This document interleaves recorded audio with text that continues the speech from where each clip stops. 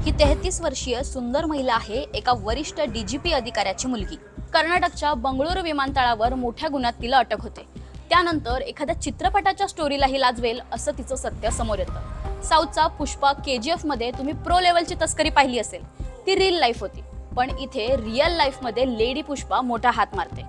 ते कसं, हे नेमकं प्रकरण काय आहे आणि ती महिला कोण आहे पाहूयात। 3 मार्चला सापळा रचून कर्नाटकच्या बंगळुरू विमानतळावर DRIचे अधिकारी एका महिलेला पकडतात। तिच्याकडून तब्बल 14 किलो सोन्याचे बार जप्त करण्यात येतात। त्याची अंदाजे किंमत असते 12 कोटी रुपये।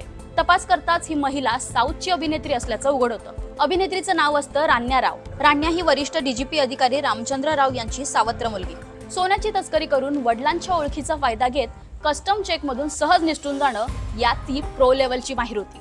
वडिलांच्या जीवावर बिनधास्तपणे तिने तस्करी केली, पण एक चूक तिला महागात पडली, ते म्हणजे 15 दिवसात 4 वेळा दुबईचा दौरा। फक्त 15 दिवसात 4 वेळा दुबईला वारी करणारी ही महिला कोण आहे यावर पोलिसांना संशय आला। आता कुछ तो गडबड हे म्हणत पोलीस तिच्या मागावर निघाले।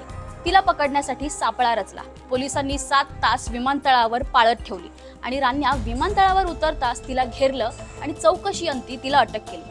प्राथमिक तपासानंतर DRI अधिकाऱ्यांनी रान्याच्या घराची झडती घेतली।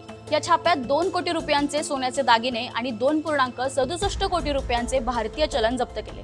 रान्याला न्यायालयीन कोठडी देण्यात आली असून अधिक तपास सुरू आहे।